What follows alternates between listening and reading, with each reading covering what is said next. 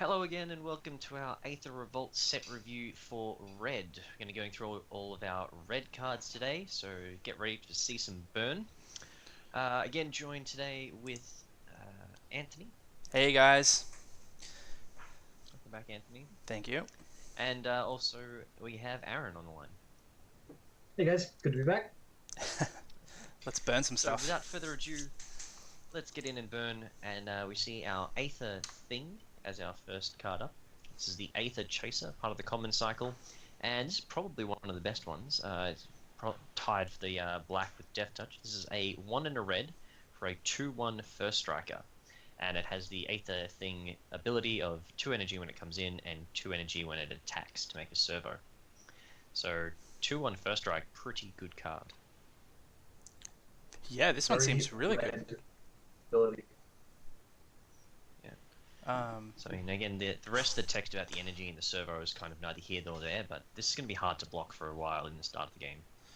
Yeah, it's going to push through, and you can get some extra value off it. It seems awesome.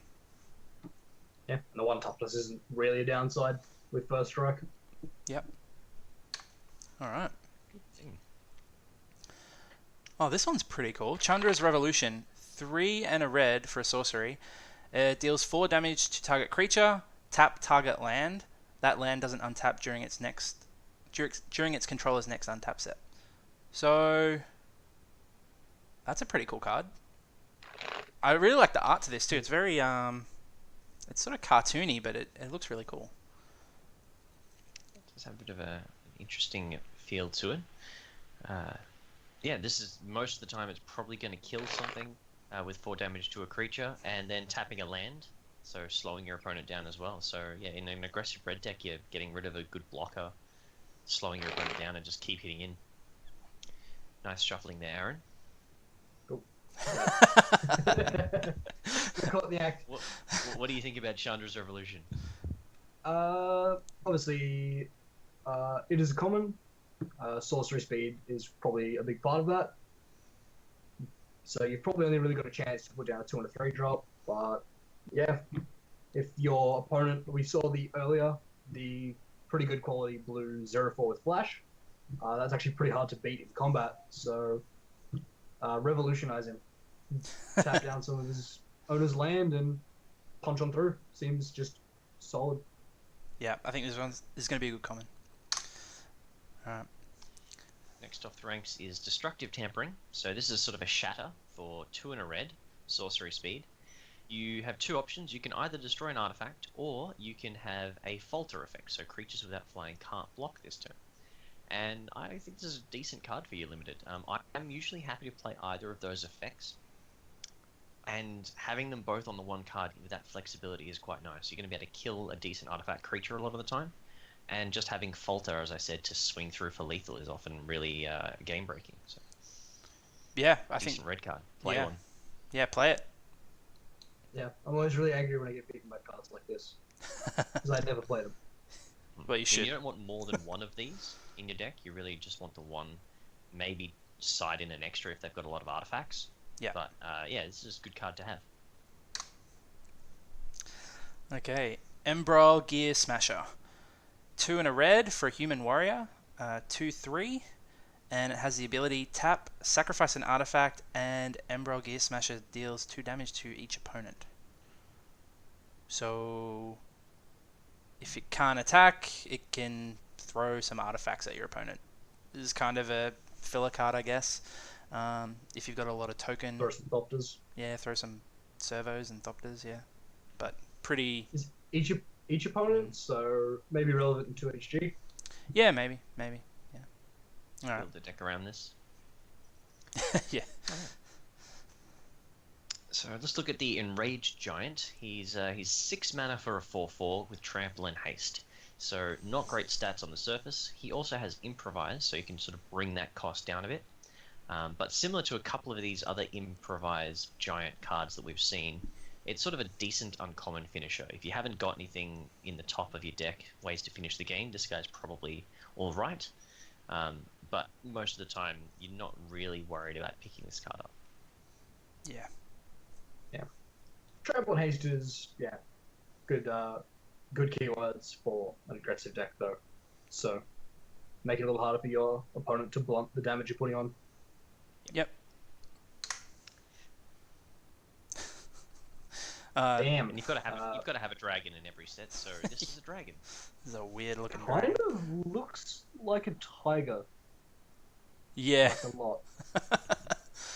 Yeah. So we have here Tiger. free jam. Is it like Freedom or Freedom Regent? 6 mana, so 4 and 2 red. It has Improvise, so you can reduce its cost down to 2 red if at all possible. It has Flying, and it has Pay a red and 1. It gets +2/+0 until end of turn. So it's a fire-breathing dragon. Pretty stock standard dragon shenanigans. So it's Shivan Dragon, pretty much. You'll play it, and it'll finish a game Shiva for you. dragon. It can be improvised in. It breathes fire. Good job, wizards. You made a dragon. But a dragon that will kill your opponent very, very fast, so play it. Yeah, you play it, of course. Rolling on red, starting a little bit slowly. We do have more interesting cards coming up, but this is another fairly bland common. It's a 3 mana 3/3. That's pretty much it. It's a 3 mana 3/3. It has to attack each combat if able, so red can't just have a 3/3 for 3. It has to have a downside. So this is okay, a 3 mana card that you will play if you need a creature in your 3 mana slot. It had a 3/3 for 3 in the last set that had haste. Yeah, that was 1 red and was an uncommon though. Yeah, I know, but still. This is I hate that line of text. I hate attacks each turn, each combat available. I hate it. We've had these cards quite a bit. Yeah. Red pretty much always gets their ogres, which are too stupid to know when not to attack. Yeah. But it, of course, has its place. 3/3, good stats. So yeah. So you won't be standing with the frontline rebel? Nah, screw him. No. I'll stand behind him. I will be standing with Vampire Warhawk. Okay. Let's walk on. To Gremlin Infestation. A Yeah. 4 mana enchantment aura, enchant artifact. At the beginning of your end step, Gremlin Infestation deals 2 damage to enchanted artifact's controller. When enchanted artifact is put into a graveyard, create a 2/2 red gremlin creature token. Okay, so we put this on our opponent's thing, but we still control the aura, so I believe we are the ones to gain control of the gremlin. Correct. Cool, so we put the gremlin inside their cruise ship, we let it rummage around, blow some stuff up, and then we get a gremlin.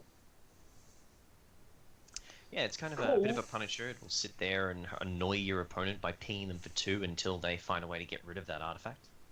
And then you get a little 2/2 out of the deal. Yeah. I'm not a huge fan of this card, to be honest. Cool, but not necessarily good. Yeah. They have to have an artifact, Doesn't which they will a lot of the time. It's just, I don't know. This is a weird doesn't card. impact the board, doesn't sort of progress your game at all. Yeah. Yeah, I'm trying to conjure up a way that, like, when is this good? What is the best scenario for this? If your opponent has a Thopter, maybe, like, if they have a 1/1 flyer and you know they're in blue or white and they don't have, like, a little stack outlets, just stick it on there. They're going to be dealing you 1 damage a turn and you're giving them 2 back. Like, it just helps you race them. But then they can just hold it back to block, and if they do that, they get a chump and you get a 2/2 gremlin. Like, even in its best case scenario, I think it's still quite bad. Yeah. Yeah. So I think we're avoiding this card for limited. Yeah, I think so. All right. Hungry Cyber Flames. is a big one. This is really cool. I really like the art for this one as well. 2 and a red for an instant. Hungry Flames deals 3 damage to target creature and 2 damage to target player. So, Searing Blood? No, Searing Blaze. Searing Blaze, It's of not, course. not dissimilar to Searing Blood, actually. Searing Blood, I think, did a similar thing. But Searing Blaze and Searing Blood are both red for a similar kind of effect. Searing Blaze has Landfall. So if you're not familiar with that card, it deals 1 and 1, so 1 to a creature, 1 to a player. Or if you have Landfall, you get to deal 3 and 3. But because you can only do that when you have Landfall, it's a little bit tricky to use. This one, however, a bit of an upgrade, in my opinion. 2 and a red, you get to deal 3 to a creature, 2 to a player. And this is the kind of card that I think is going to bring back Thermal Alchemist Burn. Thermoburn was almost a deck, sort of floating around in the casual leagues when that came out. And these are the sort of things that it needs. A few more good burn spells to get that deck off the ground. Yeah. Yeah, being allowed to move creatures and play tempo by burning them in the face is sweet. Seems like the perfect addition. Yeah. Also sort of a story piece as well. Cool. And another thing with the Thermo Alchemist is, even if they don't have a creature, you can target your creature and you'll get the trigger first, so you can untap and then ping to do the final points of damage if you need to. So that's just something cool about that card. Alright. Okay, this is a big red mythic, so I wonder if it's any good. Indomitable Creativity. X red red red for a sorcery. Mythic. Destroy X target artifacts and or creatures. For each permanent destroyed this way, its controller reveals cards from the top of his or her library until an artifact or creature card is revealed, and exiles that card. Those players put the exiled cards onto the battlefield, and then shuffle their libraries. Right. So this is a giant ball of unusualness. A lot of text on there. It's kind of Chaos Warp for a bunch of things. You can so Chaos Warp was 3 mana to shuffle a permanent away, and the opponent gets a new permanent. Yep. Yeah, destroying any number of artifacts or creatures, and they're replaced. I'm also hearing like Camillo in the back of my mind saying Madcap Experiment, because he has a modern Madcap Experiment deck. So you can turn one of your artifacts into Blightsteel Colossus, because it goes onto the battlefield. So if the only other artifacts in your deck is Blightsteel Colossus, you got a reasonable chance of hitting one. Yeah, I guess so. Yeah, because if you destroy a creature, you still get an artifact or creature. Yes. Yeah. So you could put some creatures into play and do. Yeah, I mean it's definitely interesting. It's a bit crazy. Seems more like an EDH card than a limited or a standard card, because you get a lot more time to build up a lot of mana and do some shenanigans that will not always work out in your favor. Oh, this is definitely a silly casual card, and following on the lines of Mythics being big, powerful, unusual, but not particularly competitive cards. Yeah. The best case scenario in limited that I can imagine is your opponent has like a 4/4 and you have like a 1/1, and you bop your dude and bop their dude, and they switch places and they get a 2/2 and you get a 5/5 or something like that. No, best possible scenario is not playing this card. Don't play this. Do some silly things with it in casual somewhere. Yeah, this is not good. Alright. Pick it if you want it for another format, but do not put it in your draft deck. Yeah. Alright. Next card is Invigorated Rampage. For 1 and a red, it's an instant. Choose one. Target creature gets +4/+0 and gains trample until end of turn, or 2 target creatures get +2/+0 and gain trample until end of turn. Oh, this is going to be a game ender. Oh, I hate this card. It's good. It's going to be very good. People out. Yeah. It's just going to end some games. I guess just keep this one in mind. Kind of hard to play around, but just be aware that this exists. Yeah, this is going to be a good card in the red aggressive decks. It's going to finish games. It's definitely something to think about when you're setting up your blocks. If you're low on life, you need to think about this card when you're blocking. Yeah. Don't just chump the 7-11. Well, okay, yeah, sure. Okay, this is a really cool card. I'll let you take it. So, Kari Zev. This is a Skyship Raider, and she's a legendary human pirate. That's just sick. It's a 2 mana 1/3, so really cool, just a lot of fun, and everything about her is just awesome.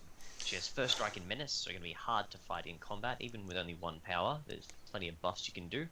And when she attacks, she comes with a legendary 2/1 red monkey creature called Ragavan. It's tapped and attacking. That gets exiled at the end of turn, at the end of combat. Geist of Saint Pirate, Geist of Saint Monkey. I don't know. She's a pirate, and she comes with a monkey token, and the monkey token is adorable. So looking forward to opening a few of those tokens. Yeah. So cool. It's a really cool card. Aaron? Yeah, super excited. It's awesome. I love it.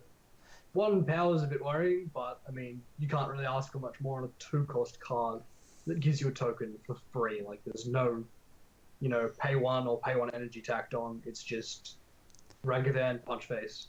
Yeah, I think this And that's could great. see standard play in a red deck, because it I like- attacks for 3 over across 2 bodies, and the first body is hard to block early on in the game. So if they want to trade off their creatures, they're going to be doing it for the monkey, and I just think this is a good card. Because I think pretty recently we've seen, I'm not 100% up to date with standard, but I know the black green delirium has been pretty predominant. And you were talking about how a more traditional control deck might come into play with counterspells. Yeah. And a deck that doesn't play creatures is going to hate having to deal with this because it is only a 1/3 that costs your opponent pretty much no resources, but 2 mana, putting out 3 damage a turn when you're holding up counterspells can be pretty annoying. Yeah, I like having an aggressive red deck in the format because it just keeps people honest. At the moment things are sort of going crazy. If we can get a good aggressive red deck, that'll sort of challenge a few of the current decks in standard. Yeah. All right, let's move on. So, super highly rated. We love this card. Yeah, I love that card. It's great. Okay, Kari Zev's Expertise. 1 red for a sorcery. Gain control of target creature or vehicle until end of turn. Untap it. It gains haste. So a threat and effect that also hits vehicles. And you may cast a card with converted mana cost 2 or less from your hand without paying its mana cost. So a nice little burn spell to the face, I reckon. Seems really powerful. Yeah. And this is another one of those cards you Yeah. will see in that aggressive red deck because it just chucks a Kari Zev or it chucks another one of your creatures into play. And it's a threaten, so it just gets a blocker out of the way. Yeah, nice 2-cost card to note is that one that we just saw, the combat trick, because +4 power, so you can like threaten a dude and then give +4 power. And stabilize with the mythic angel we saw earlier, or some other such bomb, and then have your opponent kill you with it. Yeah, that's always the case with threatens. But this is a really cool card. Do you think this could see something like modern play? I wouldn't think modern. I'm not sure what deck would want this in modern. Like an aggro red deck or something? Now, most of the aggro red decks are like a little bit like Naya burn, but they're not too worried about stealing your things. They're just playing the most efficient burn possible. So Okay. I Cool. don't think it would get as far as modern. Standard, reasonable chance, but probably not any further than that. Okay. Yeah, red usually builds advantage though from being able to cast multiple small spells and sort of build up an advantage through like emptying their hand, and this sort of like helps playing that strategy. Seems spot on red card. Cool. All right. Next card is very Ulrich. Lathnu Sailback, 4 and a red for a 5/4 for a creature lizard, and that's about it. So Do you really want a 5-drop creature? Yes, play this. No, don't. move on. Good talk, guys. Good talk. Lightning Runner. This card's cool. 3 red for a 2/2 human warrior, and it's a mythic, and it has double strike and haste. When it attacks, you get 2 energy. Then you may pay 2, 4, 6, 8 energy. If you pay, untap all creatures you control, and after this phase, there's an additional combat phase. Jeez. It's pretty bomby. Is it? There was a red-green energy deck, wasn't there? That was pretty beat down, like very early on. There was. Yeah, maybe this could be going to something like that. The double strike As haste, far as- like if you have the energy backed up, you can just murderize your opponent in a single turn. Yeah, I think if you've got if you're in a red-green sort of energy-based strategy, then you could probably do that. But this is a bit slow to do it without some other enablers. I mean, 8 energy is going to be a lot, so you're going to need a few other things in your deck. Yeah. And the standard red-green energy deck is killing you on turn 5. So Okay, fair you're enough. supposed to be dead by turn 5. So it's probably not going to make standard. But as far as a limited bomb, I could see building around it. Yeah. Yeah. I mean, it deals 4 damage on its own, which is nothing to scoff at. That's like a fifth of your life total. This and one other creature is potentially dealing you 10 damage in a turn. Just a 2/2 in this is not even 10 damage. That's like, what, 12 damage with just a bear in play. Yep. All right. Cool. So yeah, we'll move this one on. It's a cool card, but yeah. And to note, it does actually say, I just wanted to make one quick point. It does say you get energy, so it triggers its attack, and then you may pay. So if I'm correct, if you have other things that trigger on attack, you can get your attack triggers for energy and then cash them in, if that's right. Let's see. So what would happen is when you attack, you would have a bunch of triggers happening. So if you stack the triggers correctly, you can take the 2 energy from this and, for example, use it for the Aether Chaser that needs you to pay 2 energy to make a servo. So Yep. you could use it for that. Yeah, but if you have another card that has attack gain 2, can I stack it so that I gain 2 from the other one, gain 2 from this one, and then have enough to activate it? Yes, yeah, you could. Yeah, cool. Just a quick little question, just to clarify. Awesome. If you have 4 of these in play, you can have any number of combat steps until your opponent is dead. Because they'll all trigger, give you 8 energy, and then pay for it and keep doing that. Sounds good. Just hope your opponent Game doesn't plan. have 4 2/3s. Good luck with doing that. Yeah. All right, let's go. You started this, remember that. It's gonna happen. All right, Pier's Revolution. 2 and a red for an enchantment at rare. And whenever a non-token artifact is put into your graveyard from the battlefield, return that card to your hand unless an opponent has Pier's Revolution deal 3 damage to him or her. Possibly one of the most overhyped cards for this set. Yeah, I don't when really it was like it. first revealed. A lot of people that I saw in various internet forums saying that this could be really good with lotus petals and different other things like that. It's just not going to happen. Your opponent is just going to pay 3. Yeah. This is an enchantment version of Athreos, and Athreos was really hyped when he came out as well, and he turned into a 5/4 indestructible. This is much worse than that, so it's not going to do anything. Yeah. Athreos was going to be my comparison as well. Athreos got some pretty minor play, but Extremely Yeah. minor. The best thing about this is the flavor text. Her passion is directed at the big picture, making real, lasting change with a giant sledgehammer. Awesome. basically making giant lasting changes to your face. All right, let's move along.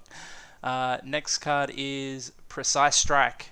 1 red mana for an instant. Target creature gets +1/+0 and gains first strike until end of turn. So your stock standard combat trick.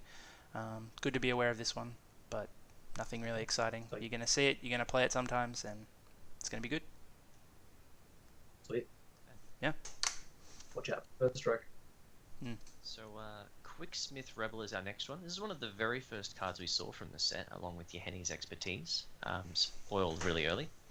It is a 4-mana 3/2 Human Artificer, and when it enters the battlefield, target artifact you control gains. This artifact deals 2 damage to target creature or player by tapping, so, for as long as you control Quicksmith Rebel. So similar to the Quicksmith, the blue version that taps draw a card.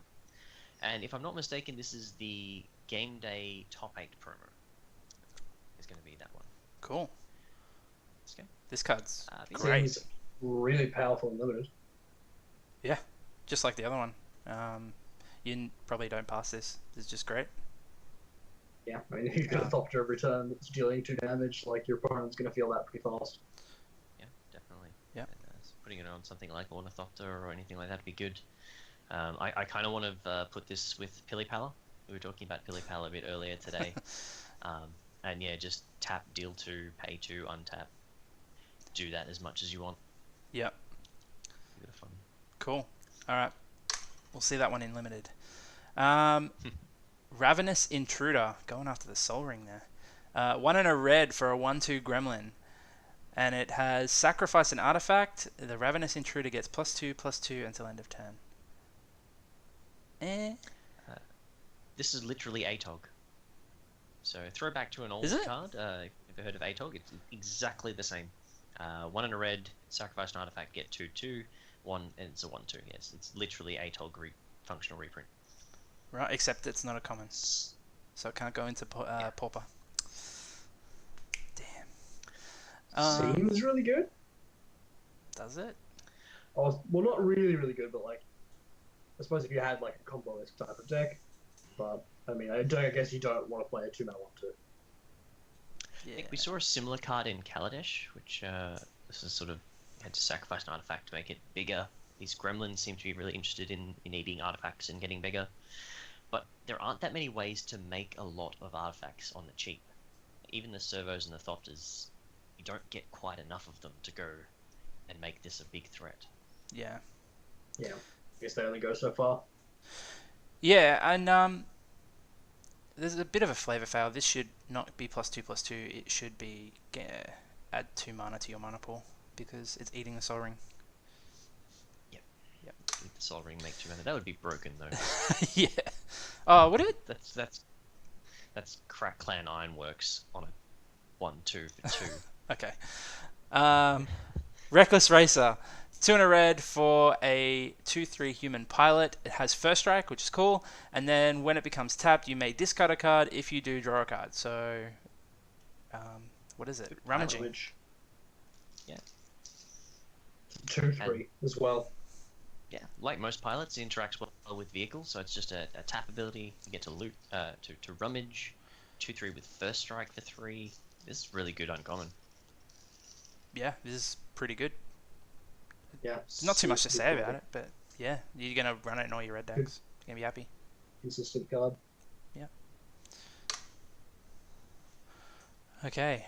Release the Hounds. XX.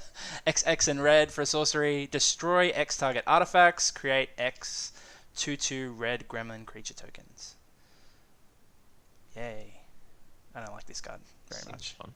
I mean, it's alright.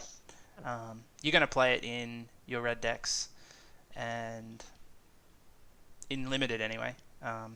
You're always going to run it, so yeah. Yeah, I mean, maybe the common is pretty flexible, the one that we crossed earlier. But, I mean, paying 3 to destroy an artifact and get a gremlin, that can't be horrible, but, I mean, I'd probably take it on the wheel. I wouldn't be picking it up as my rare at all. Really? No, you're not happy to open this as a rare. I'm reasonably happy to play this in a red deck, but I'm definitely not happy to see it as my rare. Yeah. I agree Because with there that. are going to be artifacts to kill. You're going to be able to kill some artifacts. Yeah. Later in the game, if your opponent has a bunch of artifacts, you can make a bunch of 2/2 gremlins. Yeah. I like it. Yeah. After reading it and thinking about it a little bit, I kind of like it. Kill a It's card sort of and get a reminiscent- 2/2. Destroy or kill multiple cards, but yeah, 3 mana to actually get a 2/2, and that 2/2 then destroys an artifact, is essentially what the creature is. That's a playable card. Like, I think, I can't remember what the card's called. I think it's called Vandalist or something. It's a 3 mana 2/2 that has that exact effect. So Yeah, Manic Vandal. anything better than Manic Vandal, there you go. Anything better than that is an upside, I suppose, potentially. But Yeah. it's pretty reminiscent of the old Black XX that makes zombies and gives a creature -X/-X from Innistrad.